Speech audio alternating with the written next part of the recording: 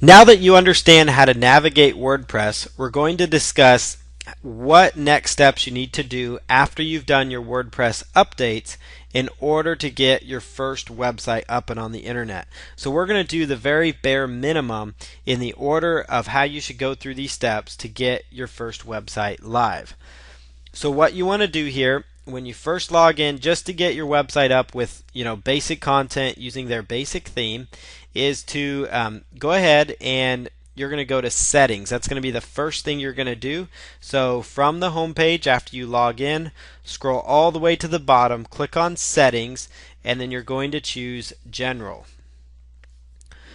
This is the spot here where you can actually change your site title. Your site title is going to be what displays up here, which is your title tag, which basically is what the search engines are going to be feeding off of. So you can actually choose and kind of change change how this all displays. So let's say licensed sports uniforms and jerseys. Support your favorite player with their jersey. And let's say your favorite teams and players. And so I always try to change your site title so it relates to keywords that you're going after. The other thing under tagline, this is up to you if you want to add one. It's always a smart thing to go ahead and do that.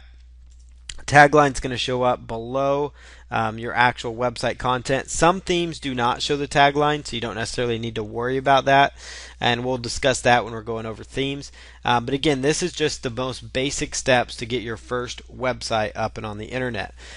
The next thing you want to do, I recommend you change this just for both aesthetic purposes and also just for search engines in case anything gets messed up here, because you don't want the search engines to index your website as uniformsjerseys.com or yourdomain.com and www.yourdomain.com. And what this does, this very simple process here, it actually makes it so all your websites are going to look the same. All your pages are going to look the same to the search engines. And I recommend you do this because it's very simple. So what I do is WordPress address URL. Just put in www dot right in front of your domain, and then site address www dot, and then there it is.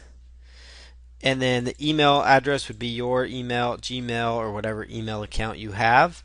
As far as membership goes, anyone can register.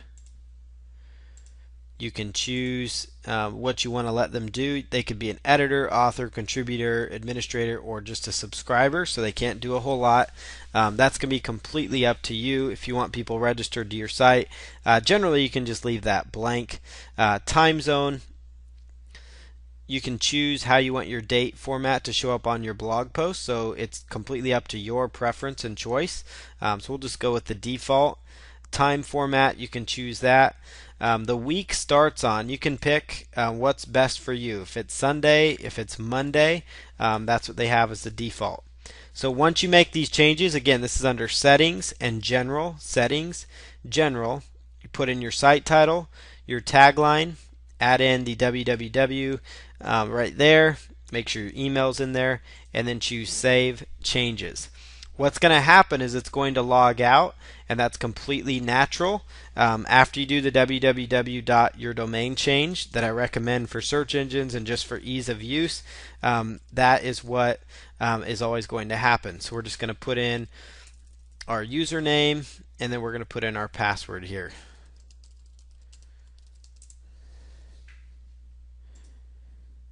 So we're back logged in again, and we've now completed this part of the process. We've got our tagline, our site title. Now if I were to refresh up here, you would notice that this part changed. Licensed sports uniforms and jerseys. Support your favorite teams and players with their jersey. You'll also notice up here in the top, for the search engines, this part also incorporates your keyword, but we're going to discuss a plugin that you can do later on. Again, what we're doing here, these are the most basic steps that you need to set up your WordPress website. So I'm going to stop this video, and we're going to have a part 2 of this particular video because the whole point of this is to quickly get your first WordPress website up and on the internet.